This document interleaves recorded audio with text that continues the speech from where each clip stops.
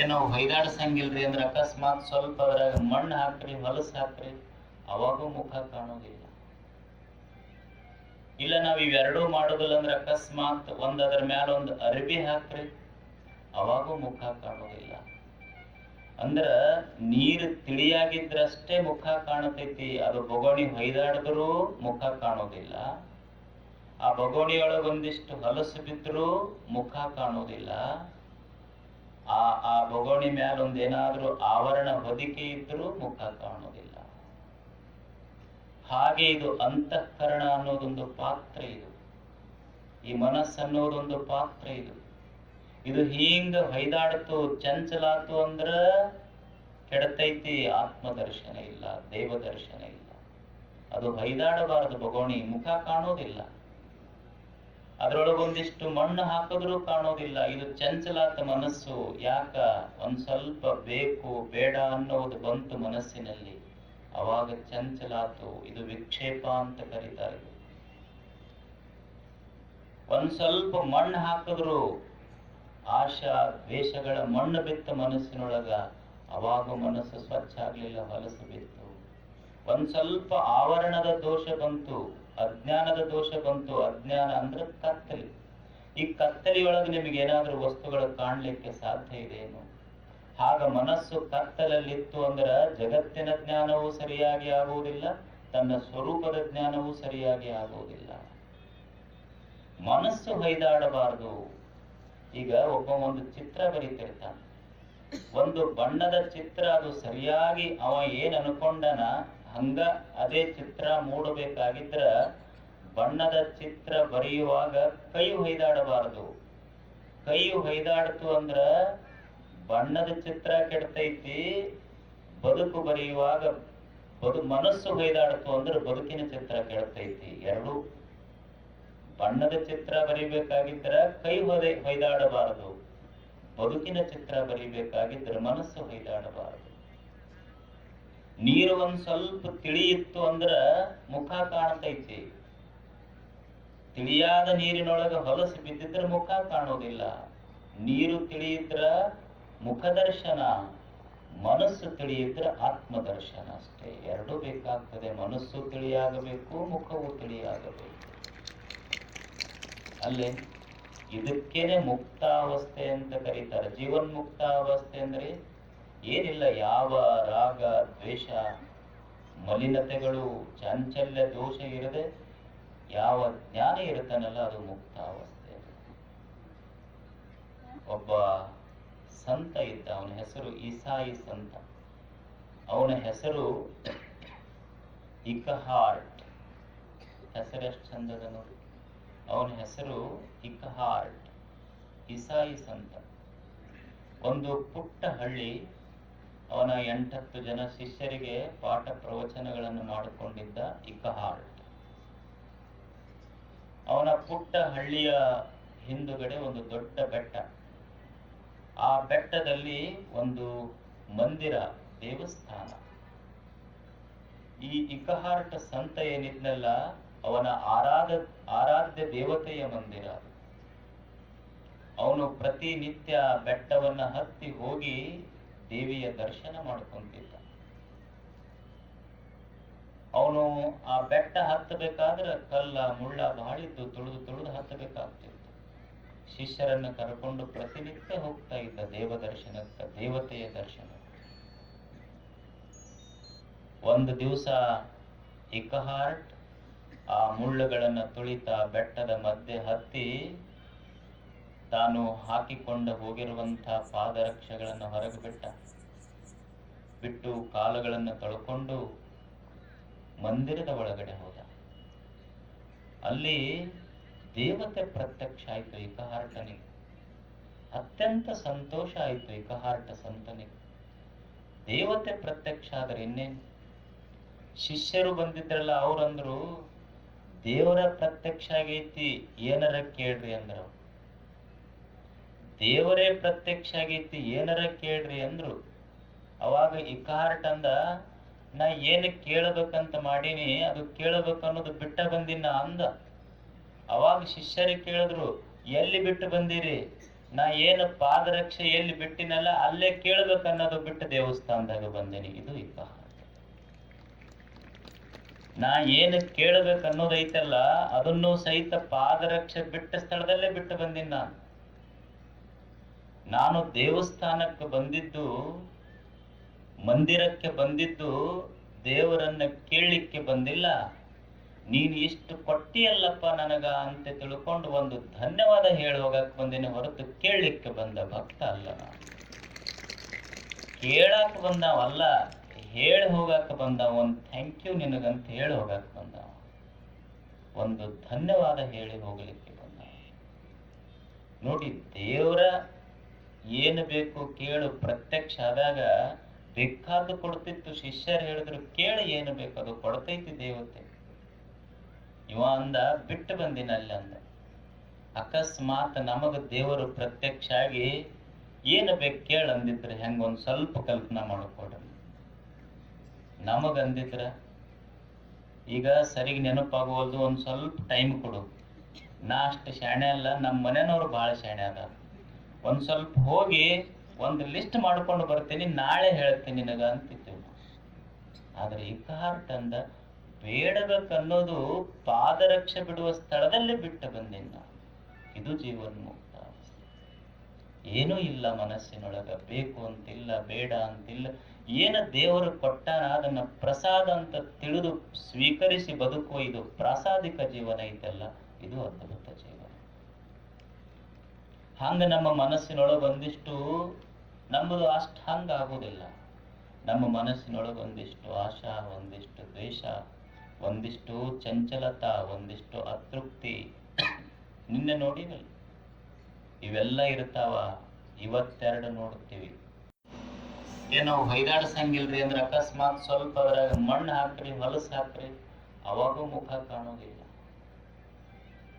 ಇಲ್ಲ ನಾವ್ ಇವೆರಡೂ ಮಾಡೋದಿಲ್ಲ ಅಂದ್ರೆ ಅಕಸ್ಮಾತ್ ಅದರ ಮ್ಯಾಲ ಒಂದು ಅರಿವಿ ಹಾಕ್ರಿ, ಅವಾಗೂ ಮುಖ ಕಾಣೋದಿಲ್ಲ. ಅಂದ್ರ ನೀರು ತಿಳಿಯಾಗಿದ್ರಷ್ಟೇ ಮುಖ ಕಾಣತೈತಿ. ಅದು ಬೊಗೋಣಿ ಹೊಯ್ದಾಡಿದ್ರೂ ಮುಖ ಕಾಣೋದಿಲ್ಲ. ಆ ಬೊಗೋಣಿಯೊಳಗೊಂದಿಷ್ಟು ಹೊಲಸು ಬಿದ್ರೂ ಮುಖ ಕಾಣೋದಿಲ್ಲ. ಆ ಬೊಗೋಣಿ ಮ್ಯಾಲ ಒಂದೇನಾದ್ರೂ ಆವರಣ ಹೊದಿಕೆ ಇದ್ರೂ ಮುಖ ಕಾಣೋದಿಲ್ಲ. ಹಾಗೆ ಇದು ಅಂತಃಕರಣ ಅನ್ನೋದೊಂದು ಪಾತ್ರ, ಇದು ಈ ಮನಸ್ಸನ್ನೋದೊಂದು ಪಾತ್ರ. ಇದು ಹಿಂಗ ಹೊಯ್ದಾಡ್ತು, ಚಂಚಲಾತು ಅಂದ್ರ ಕೆಡತೈತಿ. ಆತ್ಮದರ್ಶನ ಇಲ್ಲ, ದೇವದರ್ಶನ ಇಲ್ಲ. ಅದು ಹೊಯ್ದಾಡಬಾರದು. ಬೊಗೋಣಿ ಮುಖ ಕಾಣೋದಿಲ್ಲ. ಅದ್ರೊಳಗೊಂದಿಷ್ಟು ಮಣ್ಣು ಹಾಕಿದ್ರೂ ಕಾಣೋದಿಲ್ಲ. ಇದು ಚಂಚಲಾತ ಮನಸ್ಸು. ಯಾಕ? ಒಂದ್ ಸ್ವಲ್ಪ ಬೇಕು ಬೇಡ ಅನ್ನೋದು ಬಂತು ಮನಸ್ಸಿನಲ್ಲಿ, ಅವಾಗ ಚಂಚಲಾತು. ಇದು ವಿಕ್ಷೇಪ ಅಂತ ಕರೀತಾರೆ. ಒಂದ್ ಸ್ವಲ್ಪ ಮಣ್ಣು ಹಾಕಿದ್ರು ಆಶಾ ದ್ವೇಷಗಳ ಮಣ್ಣು ಬಿತ್ತ ಮನಸ್ಸಿನೊಳಗ, ಅವಾಗ ಮನಸ್ಸು ಸ್ವಚ್ಛ ಆಗ್ಲಿಲ್ಲ, ಹೊಲಸು ಬಿತ್ತು. ಒಂದ್ ಸ್ವಲ್ಪ ಆವರಣದ ದೋಷ ಬಂತು, ಅಜ್ಞಾನದ ದೋಷ ಬಂತು. ಅಜ್ಞಾನ ಅಂದ್ರೆ ಕತ್ತಲಿ. ಈ ಕತ್ತಲಿಯೊಳಗೆ ನಿಮಗೇನಾದ್ರೂ ವಸ್ತುಗಳು ಕಾಣ್ಲಿಕ್ಕೆ ಸಾಧ್ಯ ಇದೆಯೇನು?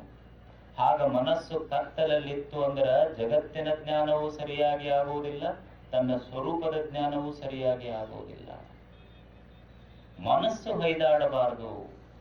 ಈಗ ಒಂದು ಚಿತ್ರ ಬರೀತಿರ್ತಾನೆ, ಒಂದು ಬಣ್ಣದ ಚಿತ್ರ. ಅದು ಸರಿಯಾಗಿ ಅವ ಏನ್ ಅನ್ಕೊಂಡನ ಹಂಗ ಅದೇ ಚಿತ್ರ ಮೂಡಬೇಕಾಗಿದ್ರ ಬಣ್ಣದ ಚಿತ್ರ ಬರೆಯುವಾಗ ಕೈ ಹೊಯ್ದಾಡಬಾರದು. ಕೈ ಹೊಯ್ದಾಡ್ತು ಅಂದ್ರ ಬಣ್ಣದ ಚಿತ್ರ ಕೆಡ್ತೈತಿ.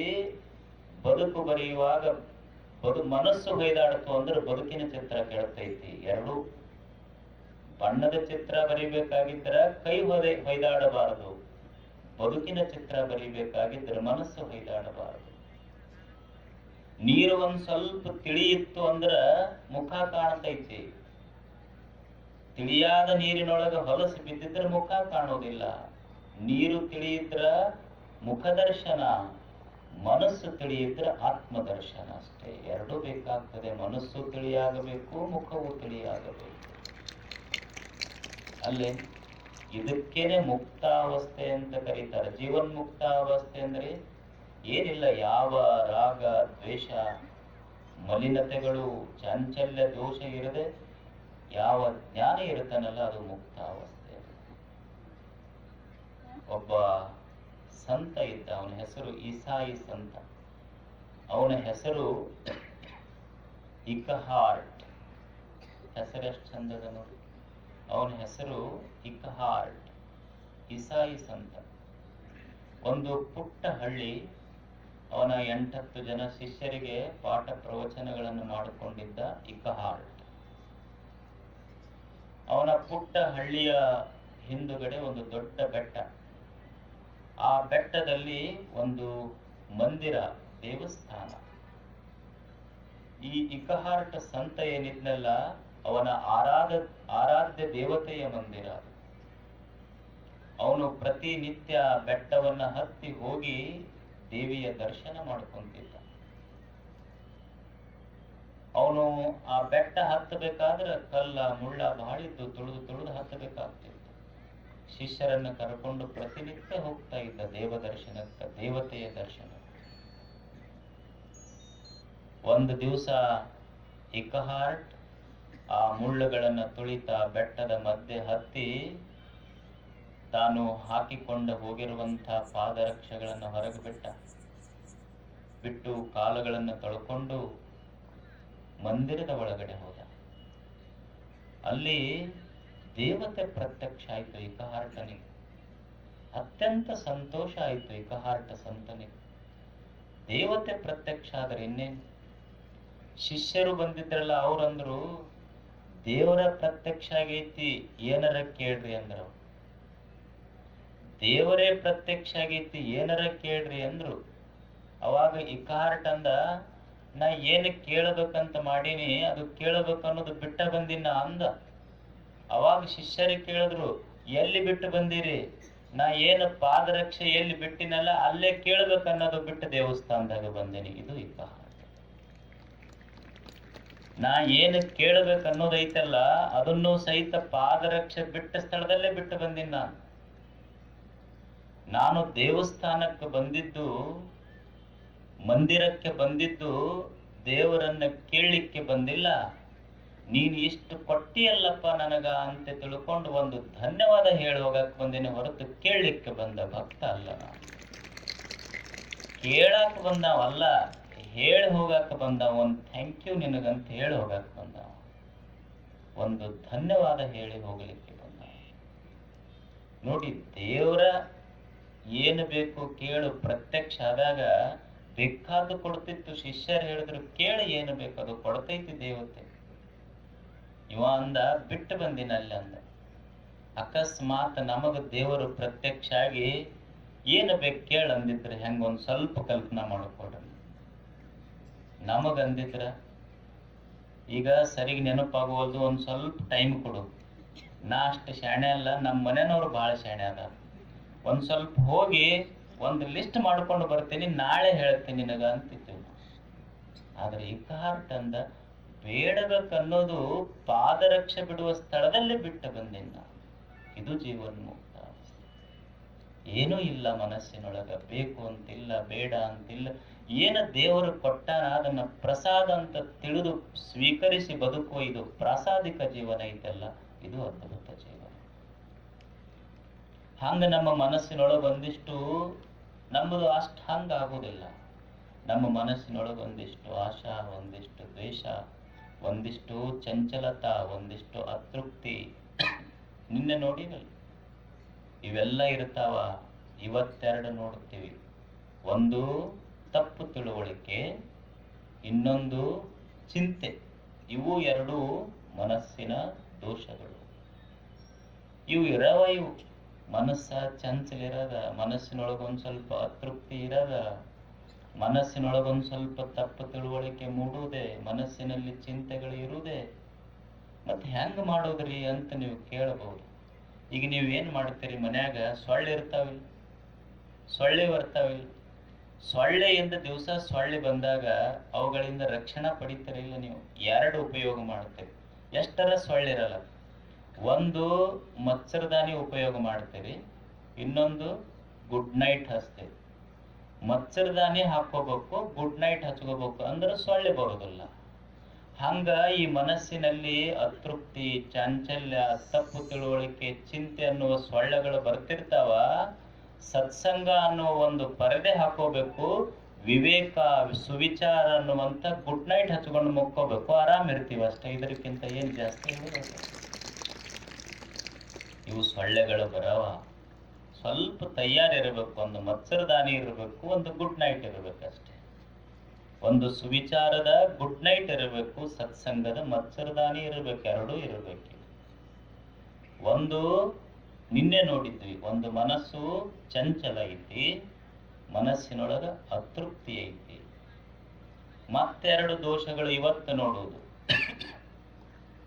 ಈ ಮನಸ್ಸು ತಪ್ಪು ತಿಳ್ಕೊಂತೈತಿ, ಈ ಮನಸ್ಸಿನೊಳಗ ಚಿಂತೆ ಅನ್ನುವ ದೋಷ ಐತಿ. ತಪ್ಪು ತಿಳ್ಕೊಳ್ಳೋದು ಏನು? ಹಂಗಂದ್ರೆ ತಪ್ಪು ತಿಳ್ಕೊಳ್ಳೋದಂದ್ರ ಅದು ಇರುವುದೊಂದು, ನಾ ತಿಳ್ಕೊಳ್ಳೋದು ಇನ್ನೊಂದು. ಇದು ತಪ್ಪು ತಿಳುವಳಿಕೆ ಅಂತ ಇದು. ಇದ್ದಂಗೆ ತಿಳ್ಕೊಂಡ್ವಿ ಅಂದ್ರೆ ಅದು ಸತ್ಯದ ತಿಳುವಳಿಕೆ ಅಂತ. ಇದ್ದಂಗೆ ತಿಳ್ಕೊಂಡ್ವಿ ಅದಕ್ಕೆ ಪ್ರಮಾಜ್ಞಾನ ಅಂತ ಕರೀತಾರೆ. ಮತ್ತು ಇರುವುದೊಂದು, ನಾ ತಿಳ್ಕೊಳ್ಳುವುದೊಂದು ಐತಲ್ಲ, ಅದಕ್ಕೆ ಭ್ರಮಾಜ್ಞಾನ ಅಂತ ಕರೀತಾರ, ವಿಪರ್ಯಯ ಅಂತ ಕರೀತಾರ, ವಿಪರೀತ ಅಂತ ಕರೀತಾರ. ಅದು ಇರುವುದೊಂದು, ನಾ ತಿಳ್ಕೊಳ್ಳುವುದೊಂದು. ಮನುಷ್ಯನ ದುಃಖ, ಚಿಂತೆ, ನೋವು, ಎಲ್ಲ ನಿರಾಸೆ, ಡಿಪ್ರೆಷನ್ ನಾವೇನಂತೀವಲ್ಲ, ಇದಕ್ಕೆಲ್ಲದಕ್ಕೂ ಮೂಲ ಕಾರಣ ಇದೆ, ತಪ್ಪು ತಿಳ್ಕೊಂಡಿವ ಅಷ್ಟ ನಾವು. ಅದು ಇರುವುದೊಂದೈತಿ, ನಾವು ತಿಳ್ಕೊಳ್ಳೋದು ಇನ್ನೊಂದು ರೀತಿ ತಿಳ್ಕೊಂಡೇವಿ. ಹೆಂಗ? ಈಗ ಸಾಯಂಕಾಲ ಹೋಗ್ತಿರ್ತೀವಿ, ಹೋಗುವಾಗ ಒಂದು ಹಿಂಗ ಏನೋ ಕಾಣ್ತೈತಿ, ಯಪ್ಪ ಸತ್ಯ ಅಂದೆ. ಏನು ಬಿದ್ದಿರ್ತೈತಿ? ಹಾವು ಕಂಡಂಗಾತ. ಮತ್ತೆ ಹಿಂಗ ಒಂದು ಸ್ವಲ್ಪ ಬ್ಯಾಟ್ರಿ ತೆಗೆದು ಹಾಕ್ತಾನ, ಇರುವುದು ಹಾವಲ್ಲ, ಹಗ್ಗ. ಹಗ್ಗ ಐತಿ, ಹಾವು ಅಂತ ತಿಳ್ಕೊಂಡಿನ್ನ. ಯಾವಾಗ ಹಗ್ಗದ ಜ್ಞಾನ, ಯಾವಾಗ ತಪ್ಪು ತಿಳ್ಕೊಂಡಿದ್ದೆ ಹಾವು ಅಂತ, ಅವಾಗ ಭಯ ಆಗಿತ್ತು, ಚಿಂತೆ ಆಗಿತ್ತು, ಮೈಯಾಗ ಕಟ್ನೀರು ಬಂದಿತ್ತು, ಉಸುಲ್ ಮ್ಯಾಲಿಂದ ಮ್ಯಾಲಾಗಿತ್ತು, ಕೆಳಗಿಂದ ಕೆಳಗಾಗಿತ್ತು.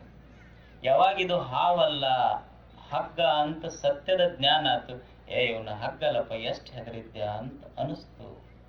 ಹಿಂಗೆ ಇರುವುದೊಂದು, ತಿಳ್ಕೊಳ್ಳೋದು ಇನ್ನೊಂದು ತಿಳ್ಕೊಂತೀವಲ್ಲ, ಅವಾಗ ಭಯ ಆಗತ್ತೆ ಮನುಷ್ಯನಿಗೆ, ದುಃಖ ಆಗತ್ತೆ, ಚಿಂತೆ ಆಗತ್ತೆ. ಮನ್ಯಾಗೊಬ್ಬ ಮ್ಯಾಲ ಕುಂತಿದ್ದ ಮಾಡಿ ಮೇಲೆ, ರಸ್ತಾದೊಳಗೊಂದು ಹಿಂಗ ಎಳ್ಳ ಹೊಳ್ಯಾಕತ್ತ.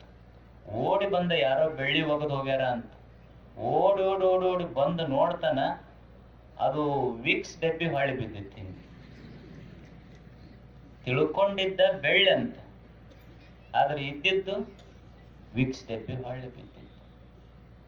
ಇರುವುದೊಂದು, ತಿಳ್ಕೊಳ್ಳುವುದೊಂದು. ಇದು ವಿಪರೀತ, ತಪ್ಪು ತಿಳುವಳಿಕೆ. ಈ ತಪ್ಪು ತಿಳುವಳಿಕೆ ಆಗಬಾರದು ಮನುಷ್ಯಾಗ. ಒಬ್ಬ ಒಂದು 5-6 ವರ್ಷದ ಹುಡುಗ ಅಪ್ಪ ಕೈ ಹಿಡಿದು ಕರ್ಕೊಂಡು ಹೊಂಟಿದ್ದ. ಬಸ್ ಸ್ಟ್ಯಾಂಡ್ ಹತ್ರ ಹೋಗ್ತಿದ್ರ, ಹೋಗುವಾಗ ಒಂದು ಸಣ್ಣ ಕುರಿಮರಿ, ಅದಕ್ಕೆ ಒಂದಿಬ್ರು ಹಗ್ಗ ಹಚ್ಚಿ ಎಳ್ಕೊಂಡು ಹೊಂಟಿದ್ರ. ಅದಕ್ಕೆ ಮಗ ಅಪ್ಪ ಕೇಳ್ದ, ಯಪ್ಪ ಇದಕ್ಕಿಬ್ರು ಹಗ್ಗ ಹಚ್ಚಿ ಹಿಂಗೆ ಎಳ್ಕೊಂಡು ಹೊಂಟಾರಲ್ಲ, ಇದಕ್ಕೇನು ಸಾಲಿಗೆ ಕರ್ಕೊಂಡು ಹೊಂಟ್ರ ಅನ್ನಂದ.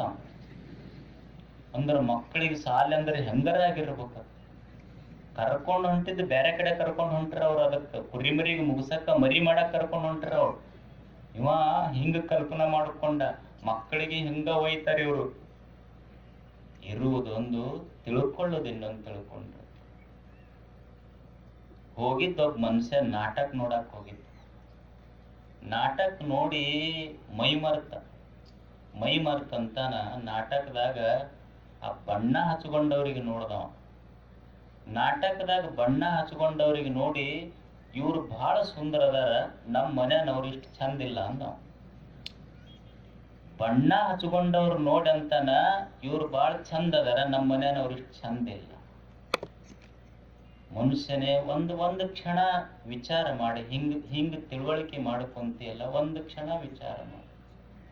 ಬಣ್ಣ ಹಚ್ಕೊಂಡವ್ರು ಯಾರು? ನಿನ್ನ ಬದುಕಿಗೆ ಒಂದಿಷ್ಟು ಬಣ್ಣ ಕೊಟ್ಟವ್ರು ಯಾರು? ಒಬ್ರು ಬಣ್ಣ ಹಚ್ಕೊಂಡವ್ರ ಅದಾರ, ಒಬ್ರು ತಮ್ಮ ತಂದೆ ತಾಯಿ ಮರೆತು ನೀನ ಪತಿ ಅಂತ ಅವ್ರು ಬಂದಾರ, ನೀ ಪತಿ ಆಗಿಲ್ಲ, ಕಿತಾಪತಿಯಾಗಿ ನೀ ಕುಂತಿ. ಅವ್ರ ತಂದೆ ತಾಯಿಗೆ ಮರ್ತು ಬಂದಾರ, ಅದು ಸುಳ್ಳ. ಅಣ್ಣ ತಮ್ಮನ್ನು ಬಿಟ್ಟು ಬಂದಾರ, ನಿನ್ನ ಮಕ್ಕಳನ್ನ ಬೆಳೆಸ್ಯಾರ, ನಿನ್ನ ಮನೆಯ ನಂದಾದೀಪ ಬೆಳಗಾಕ ಬಂದಾರಲ್ಲ, ಬಣ್ಣ ಹಚ್ಕೊಂಡವ್ರು ಬಾಳ ಚಲೋ, ಇವ್ರು ಚಂದಿಲ್ಲ ಅಂತೀಯಲ್ಲ. ಒಂದು ಮಾತು ತಿಳ್ಕೊ, ಹಿಂಗ ತಪ್ಪು ತಿಳ್ಕೋಬೇಡ. ಯಾಕಂದ್ರ ಬಣ್ಣ ಹೋಗ್ತೈತಿ, ಬದುಕು ಯಾವಾಗಲೂ ನಿನ್ ಜೊತೆ ಉಳಿತೈತಿ ಅನ್ನುವ ಸತ್ಯ ತಿಳ್ಕೊ. ನೀವೊಂದು ತಪ್ಪು ತಿಳ್ಕೊಬೇಡ. ಬಣ್ಣ ಯಾವಾಗಲೂ ಹಂಗ ಇರ್ತೈತಿ ಅಂತ ತಿಳ್ಕೊಳಕ್ ಹೋಗ್ಬೇಡ. ಬಣ್ಣ ಹೋಗ್ತೈತಿ ಒಂದ್ ದಿವಸ, ಬದುಕು ನಿನ್ನ ಜೊತೆ ಉಳಿತೈತಿ. ತಪ್ಪು ತಿಳ್ಕೊಂಡಿದ್ದವ ಬಣ್ಣನ ಬಾಳ ಚಲೋ ಅಂತ ತಿಳ್ಕೊಂಡಿದ್ದ ಅಷ್ಟೇ. ತಪ್ಪು ತಿಳ್ಕೊಂಡ್ರೆ ಹಿಂಗಾಗ್ತೈತಿ. ಇಬ್ರು ಮಕ್ಕಳಿದ್ರು,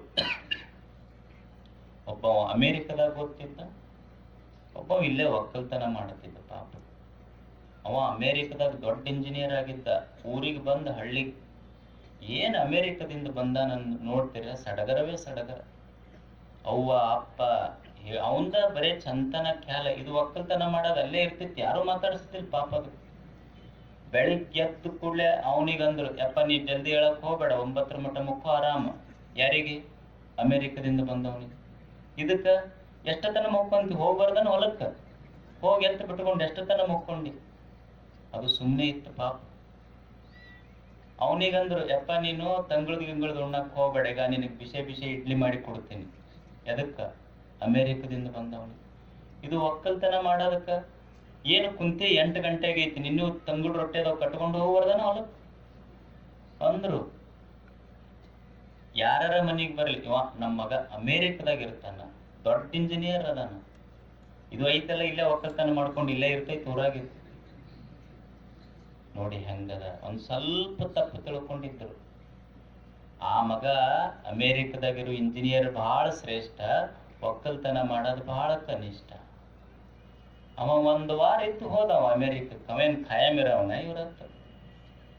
1 ವಾರ ಆಗಿತ್ತು ಹೋಗಿ, ಮುದುಕಿ ಜಡ್ಡಿಗೆ ಬಿದ್ದು ಎರಡು. ಅವನಿಗೆ ಒಕ್ಕಲ್ತನ ಮಾಡೋ ಮಗನ ಹತ್ರ ಬಂದ್ರು. ಮತ್ ದವಾಖಾನಿಗೆ ಕರ್ಕೊಂಡು ಹೋಗು ಅಂದ್ರ, ನಾ ಯಾಕೆ ಹೋಗ್ಲಿ ಅಂದ. ನಾವೇನ್ ತಂಗುಳ್ ರೊಟ್ಟಾರ, ಅವನ ಇಡ್ಲಿ ಹತ್ರ ಹೋರಿ ಅಂದವ. ನಾ ಯಾಕೆ ನೋಡಕ್ ಹೋಗ್ಲಿ. ಅಮೇರಿಕದ ಮಗ ಅದಾನಲ್ಲ, ಅವನಿಗೆ ಹೇಳ್ರಿ ಅಂದವ. ಅವ ಅಂದ, ಫೋನ್ ಮಾಡಿದ್ರ ಅವನಿಗೆ, ಅಮೇರಿಕದ ಮಗನಿಗೆ, ಯಪ್ಪ ಹಿಂಗ ಆರಾಮಿಲ್ಲ, 2 ಜಡ್ಡಿಗೆ ಬಿದ್ದೀವಿ. ಅವ ಅಂದ, ಬೇಕಂದ್ರೆ ರೊಕ್ಕ ಕಳಿಸ್ತೀನಿ, ನನಗೇನು ಬರೋದಾಗೋದಲ್ಲ ಅಂದ. ಕೊನೆಗೆ ತೋರ್ಸ್ಕೊಂಬಂಡ್ ಬಂದವ ಯಾರು? ಒಕ್ಕಲ್ತನ ಮಾಡೋ ಮಗನ ತೋರಿಸ್ದ. ಜೋಪಾನ ಮಾಡೋವನು ಇವನೇ. ಅದಕ್ಕೆ ಒಂದ್ ಸ್ವಲ್ಪ ಹಿಂಗ ತಪ್ಪು ತಿಳ್ಕೋಬಾರದು. ನೌಕರಿ ಮಾಡೋ ಮಕ್ಕಳಷ್ಟ ಶ್ರೇಷ್ಠ, ಒಕ್ಕಲ್ತನ ಮಾಡೋ ಮಕ್ಕಳ ಕನಿಷ್ಠ ಅಂತ ತಪ್ಪು ತಿಳ್ಕೋಬಾರ್ದು. ಯಾಕಂದ್ರೆ ಎರಡೂ ತಂದೆ ತಾಯಿಗಳ ಪ್ರೇಮ ಸಾಗರದಲ್ಲಿ ತೇಲಿ ಬಂದ ದೋಣಿಗಳವೆರಡು. ಇಬ್ಬರೂ ಶ್ರೇಷ್ಠ ಅಷ್ಟೇ, ಯಾರೂ ಕನಿಷ್ಠ ಇಲ್ಲ. ಇದ್ರಾಗ ಸುಮ್ಮನೆ ನಾವು ತಪ್ಪು ತಿಳ್ಕೊಂಡಿರ್ತೀವಿ ಅಷ್ಟೇ. ನೌಕರಿ ಮಾಡೋ ಬಹಳ ಶ್ರೇಷ್ಠ, ಒಕ್ಕಲ್ತನ ಮಾಡೋ ಕನಿಷ್ಠ ಅಂತ ಹಿಂಗ ತಪ್ಪು ತಿಳ್ಕೋಬಾರ್ದು ಅಷ್ಟೇ. ಜಗತ್ತು ಕೆಟ್ಟಿದ್ದು, ಮನಸ್ಸು ಕೆಟ್ಟಿದ್ದು ಹಿಂಗ ತಪ್ಪು ತಿಳ್ಕೊಂಡಿದ್ದು. ಈಗ ನಾವೇನ್ ತಿಳ್ಕೊಂಡಿರ್ತೀವಿ, ಈ ಜಗತ್ತು ಯಾವಾಗಲೂ ಸಮವಾಗಿರ್ಬೇಕು ಅಂತೀವಿ, ಜೀವನ ಯಾವಾಗಲೂ ಸಮವಾಗಿರ್ಬೇಕು ಅಂತೀವಿ. ಆದ್ರೆ ಜೀವನ, ಜಗತ್ತಿನ ನೀತಿ ಹೆಂಗೈತಿ, ಅದ್ರ ನಿಯಮ ಹೆಂಗೈತಿ ಅಂದ್ರೆ ಇದು ಸಮ ಇಲ್ಲ, ಸ್ವಲ್ಪ ವಿಷಮ ಐತಿ. ಇದು ಯಾವಾಗಲೂ ಸರಿ ಇರುವುದಿಲ್ಲ, ಸ್ವಲ್ಪ ಬೆಸ ಐತಿ, ಹೆಚ್ಚು ಕಡಿಮೆ ಐತಿ. ನಾ ಏನ್ ಅನ್ಕೊಂತೀನಿ, ಇದು ಯಾವಾಗಲೂ ಒಂದೇ ರೀತಿ ಇರಬೇಕು ಅಂತೀನಿ ನಾನು. ಯಾವಾಗಲೂ ಒಂದೇ ರೀತಿ ಇರಬೇಕು ಅಂತ ನಾ ತಿಳ್ಕೊಂಡಿನಿ, ಇದು ತಪ್ಪು ತಿಳುವಳಿಕೆ. ಆದ್ರೆ ಜಗತ್ತಿರೋದು ಹೆಂಗೈತಿ ಅಂದ್ರ ಅದು ಸ್ವಲ್ಪ ಹೆಚ್ಚು ಕಡಿಮೆ ಐತಿ, ಇದು ಸರಿಯಾದ ತಿಳುವಳಿಕೆ. ಹಂಗ ತಿಳ್ಕೋಬೇಕು. ಜಗತ್ ಹೆಂಗೈತಿ ಹಂಗ ತಿಳ್ಕೋಬೇಕು. ನನಗ್ ಹೆಂಗ ತಿಳಿತೈತಿ ಹಂಗ ತಿಳ್ಕೋಬಾರದು. ಜಗತ್ತು ಹೆಂಗೈತಿ ಅಂದ್ರೆ ಜಗತ್ತಿನೊಳಗೆ ಸ್ವಲ್ಪ ಹೆಚ್ಚ ಕಡಿಮೆ ಐತಿ, ಒಂದ್ ಸ್ವಲ್ಪ ಏರ ಇಳುವ ಐತಿ, ಒಂದ್ ಸ್ವಲ್ಪ ಶ್ರೀಮಂತಿಕೆ ಬಡತನ ಐತಿ, ಒಂದ್ ಸ್ವಲ್ಪ ಸಿಹಿ ಕಹಿ ಐತಿ. ಅದು ಜಗತ್ತಿನ ರೀತಿ. ಹಂಗ ತಿಳ್ಕೋಬೇಕು ನಾವು. ಇದು ಏನೋ ಇರಬಾರದು, ಯಾವಾಗ್ಲೂ ಸಿಹಿನ ಇರಬೇಕಿದು, ಸಮ ಇರಬೇಕು ಅಂತ ತಿಳ್ಕೊಂಡ್ರೆ ಹೆಂಗ್ ನಡೀತೀವಿ. ಒಬ್ಬವ ಚಲೋ ಶ್ರೀಮಂತಿದ್ದ, ಏನ್ ಮನ್ಯಾಗ ಎದಕ್ಕೂ ಕೊರತಿರ್ಲಿಲ್ಲ. ಬೆಳಗ್ಗೆನೂ ಹೋಳಿಗೆ ಮಾಡಿಸ್ಕೊಂಡು ನಾವು, ಮಧ್ಯಾಹ್ನ ಹೋಳಿಗೆ ಮಾಡಿಸ್ಕೊಂಡು ನಾವು, ರಾತ್ರಿನೂ ಹೋಳಿಗೆ. ಹಿಂಗ ನಡೀತಿ. ಅಷ್ಟೇ ಕುಣಿತೀವೋ ಅಂದ್ರು ದೋಸ್ತ, ಏನು ಕಡಿಮೆ ಆಗೈತಿ, ದೇವ್ರು ಕೊಟ್ಟಾನ. ಮತ್ತೆ ಬೆಳಗ್ಗೆನೂ ಹೋಳಿಗೆ ಹೊಡ್ಯಾವ, ಮಧ್ಯಾಹ್ನ ಹೋಳಿಗೆ ಹೊಡ್ಯಾವ, ರಾತ್ರಿನೂ ಹೋಳಿಗೆನ ಹೊಡ್ಯಾವ. ವರ್ಷ ಉಂಡಿದ್ದಿಲ್ಲ, ಒಂದ್ ದಿವ್ಸ ಉಣ್ಕೋತ ಕುಂತಿತ್ತು, ಕಣ್ಣಿಗೆ ಕತ್ತಲ್ ಬಂತದು. ಡಾಕ್ಟರ್ ಹತ್ರ ಕರ್ಕೊಂಡು ಹೋದ್ ಕೂಡ್ಲೆ ಡಾಕ್ಟರ್ ಅಂದ್ರು ಬಿಡ್ಬೇಕಂದ್ರ ಅವ್ರು ಏನ್ ಬಿಡ್ಬೇಕು? ಸಿಹಿ ಬಿಡ್ಬೇಕು. ಯಾಕ? ಇಷ್ಟು ದಿವ್ಸ ತಿಂದಿಯಲ್ಲ ಸಾಕು, 2 ವರ್ಷ ಏನು ಸಿಹಿ ತಿಂದಿ ಅಷ್ಟು ಸಾಕು, ಇನ್ನು ಬರೇ ಹಾಗಲಕಾಯಿ ರಸನ ಕುಡಿಬೇಕು, ನಿನ್ ರೊಟ್ಟಿ ಸಹಿತ ಉಣ್ಣ. ಹೆಂಗ ನಡಿತೈತಿ ಜಗತ್ತು? ಬರೇ ಸಿಹಿ ಅಂದ್ರೆ ನಡಿತೈತಿ? ಒಂದ್ ಸ್ವಲ್ಪ ಹೆಚ್ಚ ಕಡಿಮೆ ಇರ್ತೈತಿ. ಯಾವಾಗ್ಲೂ ಒಂದೇ ರೀತಿ ಇರುವುದಿಲ್ಲ ಜಗತ್ತ. ಒಂದ್ ಸ್ವಲ್ಪ ಏರ, ಒಂದ್ ಸ್ವಲ್ಪ ಇಳುವ, ಒಂದ್ ಸ್ವಲ್ಪ ಬಡತನ, ಒಂದ್ ಸ್ವಲ್ಪ ಶ್ರೀಮಂತಿಕೆ ಸಮ ಇರುವುದಿಲ್ಲ.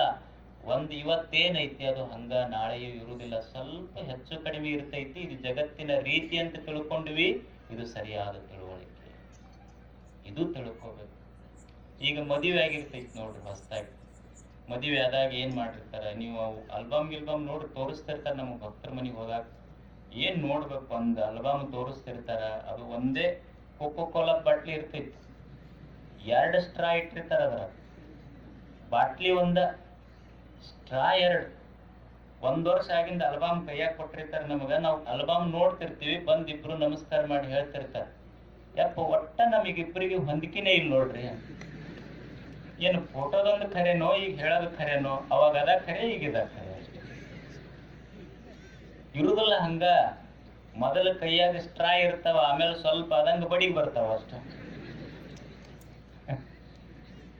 ಹೆಚ್ಚು ಕಡಿಮೆ ಜಗತ್ತ.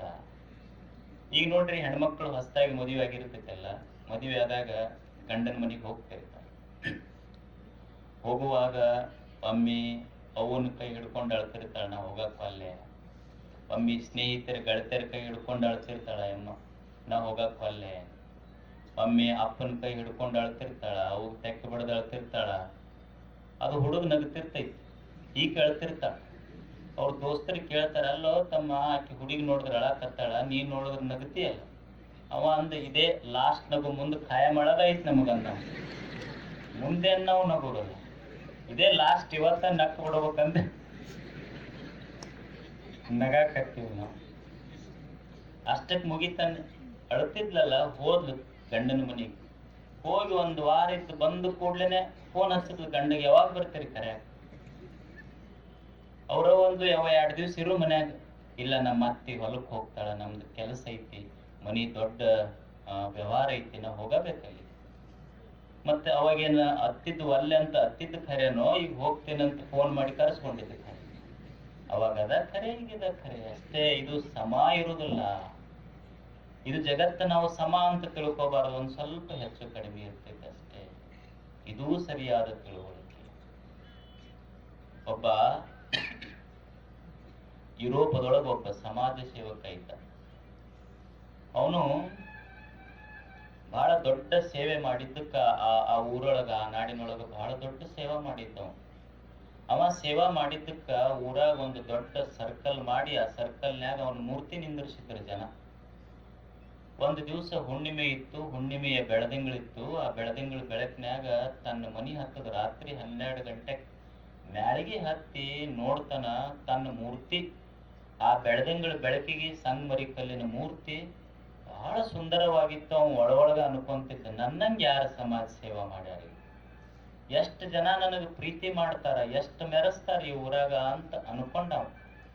ಅವನಿಗೆ ಅಷ್ಟ ಮ್ಯಾಳಿಗೆ ಮೇಲೆ ನಿಂತು ನೋಡಿದ್ರೆ ಸಮಾಧಾನ ಅನಿಸ್ಲಿಲ್ಲ. ಒಂದ್ ಸ್ವಲ್ಪ ಮೂರ್ತಿ ಹತ್ರ ಹೋಗ್ಬೇಕಂದ. ರಾತ್ರಿ 12 ಗಂಟೆಕ ಮ್ಯಾಳಿಗೆ ಇಳಿದು ಮೂರ್ತಿ ಹತ್ರ ಬಂದ. 3 ಮೆಟ್ಲಿದ್ದು ಕಟ್ಟಿ ಮ್ಯಾಲ ಮೂರ್ತಿ ನಿಂದಿರ್ಸಿದ್ರು. ಅವು 3 ಮೆಟ್ಟಲ್ ಹತ್ತಿ ಕಟ್ಟಿ ಮ್ಯಾಲ ಹತ್ತಿ ಮೂರ್ತಿ ನೋಡ್ಕೊಂತ ನಿಂತಿದ್ದ. ಎಲ್ಲಿದೋ ನಗದ ಧ್ವನಿ ಕೇಳ್ತವನಿಗೆ. ಅವ ಆ ಕಡೆ ಈ ಕಡೆ ನೋಡ್ತಾನ, ಯಾರೂ ಇಲ್ಲ ಅಲ್ಲಿ. ಈ ಕಡೆ ನೋಡ್ದ, ಯಾರೂ ಸಿಗ್ಲೇ ಇಲ್ಲ. ಅವಂದ, ಯಾರು ನಗಾಕತ್ತಾರ ಇಲ್ಲಿ, ನಗವ್ರು ಯಾರು ಅಂತ ಕೇಳ್ದ. ನಾ ಇಲ್ಲೇ ಅದಿನ ನಗವ ಅಂತ ಒಂದು ಧ್ವನಿ ಬಂತು. ಯಾರು ಅಂತ ಕೇಳಿದ್ರೆ ಕೆಳಗೇನು 2 ಮೆಟ್ಲ ಏರ್ ಹೋಗಿದ್ನಲ್ಲ, ಅದ್ರಾಗ ಒಂದು ಮೆಟ್ಟಿಲು ನಗತಿತ್ತಂತ. ಅದು ನಾನು ಅಂದವ. ಯಾಕೆ ನಗಾಕತ್ತಿ ಅಂತ ಕೇಳ್ದವ ಮನುಷ್ಯ. ಮೆಟ್ಟಿಲಿಗೆ ಸ್ಟೆಪ್ ಇತ್ತಲ್ಲ ಅದಕ್ಕೆ. ಅವಾಗದು ಮೆಟ್ಲು ಪ್ಯಾಂಟೂಣಿಗೆ ಹೇಳ್ತಂತ, ನೀ ಏನ್ ತಿಳ್ಕೊಂಡಿಯಲ್ಲ, ತಪ್ಪು ತಿಳ್ಕೊಂಡೀನಿ, ತಪ್ಪು ತಿಳ್ಕೊಳ್ಳಿದ್ದಕ್ಕೆ ನನಗೆ ನಗಿ ಬರಾಕತ್ತೈತಿ. ಅವಾಗ ಅವ ಅಂದ, ಸಮಾಜ ಸೇವಕ, ನಾ ಏನ್ ತಪ್ಪು ತಿಳ್ಕೊಂಡಿನಿ, ನೀ ಏನೇನ್ ತಿಳ್ಕೊಂಡಿ ಅಲ್ಲಿ ಈಗ ಅದು ಪೂರಾ ತಪ್ಪ ತಿಳ್ಕೊಂಡಿ. ನೀ ಏನ್ ತಿಳ್ಕೊಂಡಿ? ನಾ ಏನ್ ತಿಳ್ಕೊಂಡಿನಿ ಅಂದ್ರ ಈ ಊರಾಗ ನನ್ನಂಗ ಸಮಾಜ ಸೇವೆ ಮಾಡದವ್ರು ಯಾರು ಇಲ್ಲ, ಹಿಂದ್ ಹುಟ್ಟಿಲ್ಲ ಮುಂದ್ ಹುಟ್ಟುವುದಿಲ್ಲ, ನನಗ್ ಜನ ಎತ್ತಿ ಮೆರೆಸ್ತಾರ ಅಂತ ನಾ ತಿಳ್ಕೊಂಡಿನಿ ಅಂದವ. ಅದನ್ನ ನೀ ತಿಳ್ಕೊಂಡಿದ್ದ ತಪ್ಪ ಅಂತಿದು ಮೆಟ್ಲು ಪಾವಟೋಣಿಗೆ. ಅವಾಗ ಅವ ಅಂದ ಅದ್ ಹೆಂಗ್ ತಪ್ಪ ಅಂತದು ಕೇಳ್ದವ, ಅದ್ ಹೆಂಗ್ ತಪ್ಪ ನಾ ತಿಳ್ಕೊಂಡಿದ್ದು? ನೋಡು, ನೀ ತಿಳ್ಕೊಂಡಿದ್ದು ತಪ್ಪ. ಯಾಕಂದ್ರ ನೀ ಇದು ನಿನ್ನ ಮೂರ್ತಿ ಹಿಂಗ ಖಾಯಂ ಇರ್ತೈತೆ ಅಂತ ತಿಳ್ಕೊಬೇಡ, ಈ ಜನ ಖಾಯಂ ಹಿಂಗ ಇಟ್ಟಿರ್ತಾರಂತನು ತಿಳ್ಕೊಬೇಡ. ನೀ ಬರೋದಕ್ಕಿಂತ ಮೊದಲ ಈ ಊರಾಗ ನಾ ಸಮಾಜ ಸೇವಕ ಇದ್ದೆ. ಈ ಊರಾಗ ನನ್ನ ಮೂರ್ತಿ ನಿಂದಿರ್ಸಿದ್ರಿ ಇಲ್ಲಿ. ನೀ ಬಂದ ಮೇಲೆ ನನಗ ಪ್ಯಾಂಟುಣಿಗೆ ಮಾಡ್ಯಾರ, ನಿನಗ ಮೂರ್ತಿ ಮಾಡ್ಯಾರ. ನಾಳೆ ಇನ್ನೊಬ್ಬ ಬರ್ತಾನ, ಅವನ ಮೂರ್ತಿ ನಿಲ್ಲಿಸಿ ನಿನಗ ಮೆಟ್ಲ ಮಾಡ್ತಾರ. ತಿಳ್ಕೊ, ಇದು ಸರಿಯಾಗುತ್ತೆ. ಜನ ಹಿಂಗ ಮೆರೆಸೋದು ಕೂಡ್ಲೆ ಇದು ಖಾಯಂ ಹಿಂಗ ಮೆರೆಸ್ತಾರಂತ ತಿಳ್ಕೊಬೇಡ. ನೀನು ಒಮ್ಮೆ ಎತ್ತಿ ಒಗಿತಾರ, ನಿನಗ ಗೊತ್ತು ಸ್ಥಿತಿ ಸಿಗುದಿಲ್ಲ. ಇವ್ರನ್ನ ನಂಬಿ ಬಾಳೆ ಮಾಡಕ್ ಹೋಗ್ಬೇಡ. ಇವ್ರನ್ನ ನಂಬದಿ ಅಂದ್ರೆ ನಂಬೋದಿತ್ತಂದ್ರ ದೇವ್ರನ್ನ ನಂಬು, ಇವ್ರ ನಂಬಕ್ ಹೋಗ್ಬೇಡ. ಅದು ತಪ್ಪು ತಿಳುವಳಿಕೆ.